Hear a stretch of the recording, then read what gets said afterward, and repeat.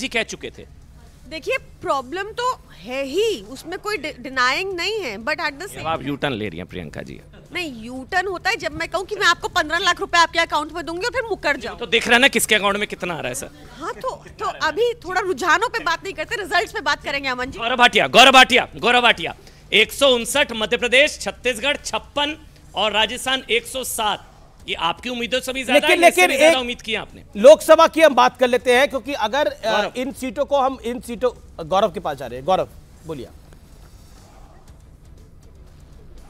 देखिए, मैं सबका आभार व्यक्त करता हूं और बड़ी विनम्रता से कहता हूं कि जनता ने कमल के फूल पे निशान लगाकर ये सिद्ध कर दिया है कि कमल का फूल ही उनके लिए सब कुछ है। और इस वक्त एक चर्चा जरूर होनी चाहिए।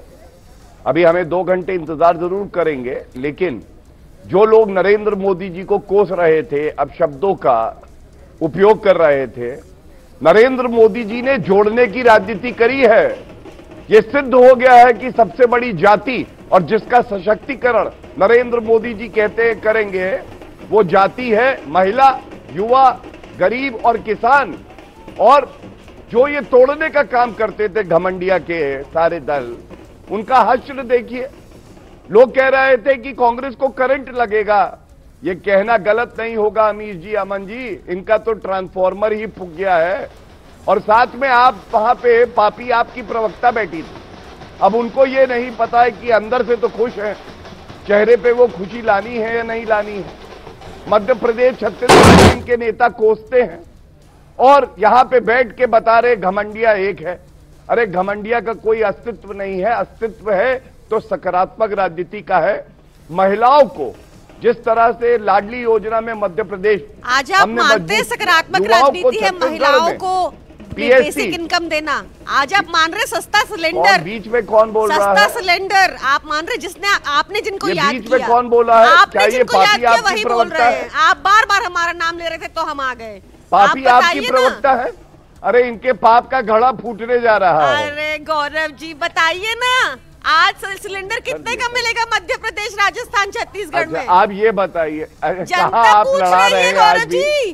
तुम इतना, मैं आपके लिए अर्ज कर देता हूँ, शक कर मेरी इन खुश्क आंखों पर यूं भी आंसू बहाए जाते हैं। ये इनका हाल है। कोई सेंस नहीं बना गौरव जी। आंखों पर यूं भी आंसू बहाए जाते हैं, आंखें सूखी हैं, अंदर से कितना रो रहे हैं सोचिए। अस्तित्व एक सीट का नहीं है। आप डिसाइड कर लीजिए कि मेरे चेहरे पे भी आपको खुशी देखनी थी 2 मिनट पहले, या मैं अंदर से रो रही हूँ? मुझे आपसे डिसाइड तो कर लीजिए। आपकी कोई बराबरी नहीं है भाई। आप तो कट्टर बेईमान हैं, हम लोग कट्टर ईमानदार हैं। मुझे लगता है कि अब इस विषय से बाहर आना चाहिए। लेकिन अगर थोड़ा सा एक सेकंड मेरा निवेदन है आप दोनों से, आप दोनों हमारे सम्मान। ये प्रदूषण वाला जनरेटर आपने क्यों बुलाया है? Gaurav ji you made your point. Priyanka, अरे आप ये वर्सेस आज ना कराइए ना। कहाँ पड़े हो चक्कर में? कोई नहीं है टक्कर में अमीर नहीं। देखिए, जैसे टक्कर तो नंबर 1 देखने को मिल रही है, जैसे Bharatiya Janata party number 1 party देखने को मिल रही है। वो सबसे बड़ी गारंटी है, वो टक्कर देखने को मिल रही है। समूचा विपक्ष बना भारतीय जनता पार्टी, लेकिन टक्कर एक हो रही है कांग्रेस राजस्थान में और कांग्रेस मध्य प्रदेश में। कौन आगे निकलता है? लेकिन वहां पे भी राजस्थान आगे निकलता हुआ, मध्य प्रदेश कांग्रेस, राजस्थान पीछे, कांग्रेस मध्य प्रदेश पीछे होती हुई। यानी अगर हम सीट्स की बात करें तो कांग्रेस को राजस्थान में 75 और मध्य प्रदेश में 67 सीट्स मिल रही है। लेकिन अगर हम लोकसभा में इन सीट्स को कन्वर्ट करते हैं तो बीजेपी करीब करीब 44 से 46 सीटें जीत सकती हैं आज के संदर्भ में। और अभी ये नरेंद्र मोदी का चुनाव नहीं है। जब नरेंद्र मोदी का खुद का चुनाव होगा तो कितना बड़ा असर डालेगा वो भी देखने वाली बात होगी। इसीलिए ये जो पूरी हिंदी पट्टी में कांग्रेस का सफाया हुआ है, ये अपने आप में बहुत बड़ी बात है। सनातन को लेकर जो अपशब्द कहे गए, मैं फिर कह रहा हूं, वो पूरे इंडिया गठबंधन पे 2024 के चुनाव पे भारी पड़ने वाला है। देश की जनता माफ नहीं करती, ये बात सोच के रखनी चाहिए थी। जब सनातन को गाली दी जा रही थी तो सब चुप थे, हर इंडिया अलायंस का नेता चुप था, कोई कुछ नहीं बोला। लेकिन अमीश, वो कर्नाटक में काम कर गया था। मतलब वही जो सनातन को गाली वाला फॉर्मूला था या एंटी हिंदू अपीजमेंट वाला था। मुझे याद है सतीश जारकीहोली ने हिंदू शब्द गंदा से लेकर उस सबकी शुरुआत की थी कर्नाटक चुनाव था, लेकिन कर्नाटक में चल गया। इरेडिकेट की बात करने लग गए, सनातन को इरेडिकेट करने की बात करने लग गए। 2024 में राम मंदिर बनकर तैयार होगा, आप प्रधानमंत्री प्राण प्रतिष्ठा कर रहे होंगे, उसके बाद आप चुनाव पे जाएंगे। और यह आपको मैं बता रहा हूं, यह मुद्दा समाप्त होने वाला नहीं है 2024 के गौरव, आपको लगता है कि एक तरीके से इसकी काट संभवता ओबीसी का सेंसस थी?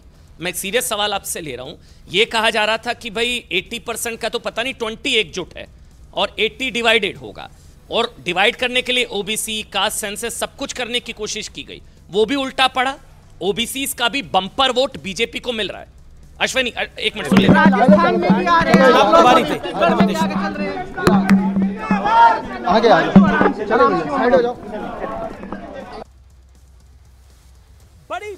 बड़ी खबर, बहुत बड़ी खबर। छत्तीसगढ़ में एक मंत्री को छोड़ के सारे मंत्री पीछे चल रहे हैं, पूरी कैबिनेट हार रही है। भूपेश बघेल भी पीछे, भूपेश बघेल अपना चुनाव हार रहे हैं। बहुत बड़ा खेल हो गया छत्तीसगढ़ के अंदर। छत्तीसगढ़ के अंदर समूची कैबिनेट पीछे है। क्या पॉपुलर सीएम नहीं थे भूपेश बघेल? अब यह सवाल पूछा जाएगा। और दूसरी तरफ टीएस सिंह जो अपनी सीट पर आगे चल रहे हैं। टीएस सिंह जो पिछली बार मैं फिर कह रहा था, मैंने ये एग्जिट पोल के दिन भी कहा था, मैंने कल भी कहा था कि last time Charandas Mahant, TS Singh जो सरगुजा का इलाका, चरणदास महंत का इलाका, वहां कांग्रेस को बढ़त थी क्योंकि सबको उम्मीद थी कि ये लोग मुख्यमंत्री बन सकते हैं। लेकिन इस बार ऐसा नहीं था, इसलिए खामियाजा भुगतना पड़ रहा है। और मुख्यमंत्री का अपना चुनाव हारना, ये बहुत बड़ी खबर है। अमिताभ सिन्हा हमारे साथ हैं, उनका भी मैं रुख करूंगा, लेकिन मुख्यमंत्री का चुनाव हारना अमन अपने आप में बहुत बड़ी खबर है। And Bhupesh Baghel was considered a popular CM. Gaurav, आपका ही रिएक्शन इस पे ले लेते हैं। दो सवाल, एक तो सीएम का खुद हारना, भूपेश बघेल पूरी कैबिनेट का हारना, एक मंत्री को छोड़कर पूरी कैबिनेट पीछे चल रही है, नंबर एक। नंबर दो, ओबीसीज का दिल खोलकर बीजेपी को वोट देना। देखिए, ये अप्रत्याशित नहीं है, ये उम्मीद की जा रही थी कि मुख्यमंत्री वहां हारेंगे, और हमारे इंटरनल सर्वे भी ये दिखा रहे थे। मैं खुद छत्तीसगढ़ में था, मैं वजह बता दूं आपको। सबसे पहले आप याद करिए महादेव घोटाला, भूपेश बघेल मतलब भ्रष्टाचार, उनकी खुद की सचिव सौम्या, उनकी गिरफ्तारी होना, युवाओं के भविष्य के साथ छेड़छाड़ करना और पीएससी घोटाला होना। आपको मालूम है ये मुद्दा उठाया किसने? ये मुद्दा उठाया था भाजपा के विधायक ने। किसानों को कहना कि कर्जा माफ होगा, लेकिन कर्जा माफ ना करना। इसके साथ जहां जहां मौका लगा वहां वहां घोटाला किया। आदरणीय प्रधानमंत्री जी ने ये बात, और जनता को मोदी जी की गारंटी, जनता ने उस पर भरोसा किया, भूपेश की बातों पर भरोसा नहीं किया। ये प्रथम चरण के रुझान में स्पष्ट दिख रहा है, और ये निश्चित रूप से भारतीय जनता पार्टी के लिए और राष्ट्रीय नेतृत्व का आशीर्वाद मिला, और हम जीत की ओर बढ़ेंगे। छत्तीसगढ़ में आपको सबसे ज्यादा भरोसा, आप सबसे मुखर होकर बोले कि हम जीत रहे हैं, भूपेश पे भरोसा लोगों का कम हो गया। और सबसे बड़ी बात, गृह मंत्री ने आप पर भरोसा जताया था। आपको अंडर करंट पता था सर कैसा हो रहा है? अंडर करंट दिख रहा था, और इतना बड़ा अंडर करंट होगा इसका एहसास सामान्यतः लोगों को नहीं हो पा रहा था। मगर मैं इस बात को लगातार रिपीट कर रहा था। मेरी बात को लोग भरोसा कितना करते हैं मैं नहीं जानता, मगर मैं मीडिया के माध्यम से रोज बोल रहा था, एक ही बात को रिपीट कर रहा था कि जबरदस्त अंडर करंट है, और भूपेश को छत्तीसगढ़ की जनता रिजेक्ट कर चुकी है, उसके चेहरे को हराना चाहती है। सर, आप बैकफुट पे थे एकदम से, क्योंकि आपको क्या लगता है क्या गेम चेंजर रहा जो आप अचानक से, जो बिल्कुल बैकफुट पे थे, अचानक से लीड करते हुए नजर आ रहे हैं? तो ऐसी कौन सी गेम चेंजर पॉलिसी थी, किस तरह से इसको मोबिलाइज किया आपने पूरे कैडर को? नहीं, लीड डॉक्टर रमन ने नहीं किया, लीड पूरे सामूहिक नेतृत्व में हमने बात करिए कि भूपेश बघेल के चेहरे को रिजेक्ट कर दिया गया है। जैसा आपको बताया गया कि पूरी कैबिनेट चुनाव हार रही है, भूपेश बघेल अपना चुनाव हार रहे हैं। इस समय बता दूं मैं, पूर्व मंत्री और कांग्रेस के बड़े नेता जीतू पटवारी अपना चुनाव हार रहे हैं मध्य प्रदेश के अंदर, लेकिन बड़ा सेटबैक। और बीजेपी का राजस्थान में नंबर अब ऊपर जाता हुआ 110 को टच करता हुआ, छत्तीसगढ़ के अंदर 55 और मध्य प्रदेश के अंदर 160 का आंकड़ा टच होता हुआ। अमन, राजस्थान में 109, मध्य प्रदेश में 160, छत्तीसगढ़ में 55। मैं मध्य प्रदेश और राजस्थान तो नहीं, छत्तीसगढ़ में क्या हो गया? ये बीजेपी तो क्लियर कह रहे थे कांग्रेस जीत गई। ये बीजेपी का ही नैरेटिव था 3 महीने पहले तक कि हम लोग घुस नहीं पा रहे हैं, नैरेटिव सारा का सारा कब्जा है भूपेश बघेल साहब पर।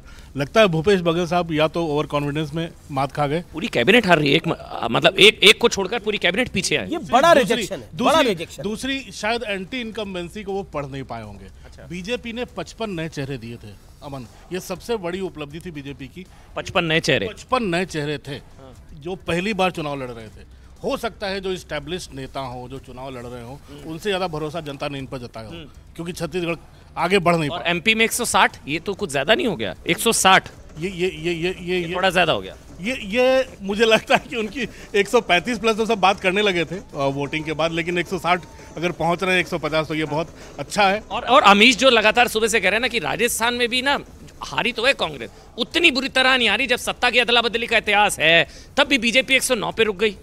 अमिताभ, राजस्थान में आप बीजेपी के नेताओं से बात करते होंगे, और मैं 2-3 बारी इस चुनाव के दौरान राजस्थान गया और अधिकतर काफी नेताओं से मिला, तो बोला अमीश भाई के कांग्रेसी फॉर्च्यूनर में आएंगे, दिस ये दे यूज्ड टू से this line, I am just coating them, लेकिन दैट इज नॉट हैपेंड।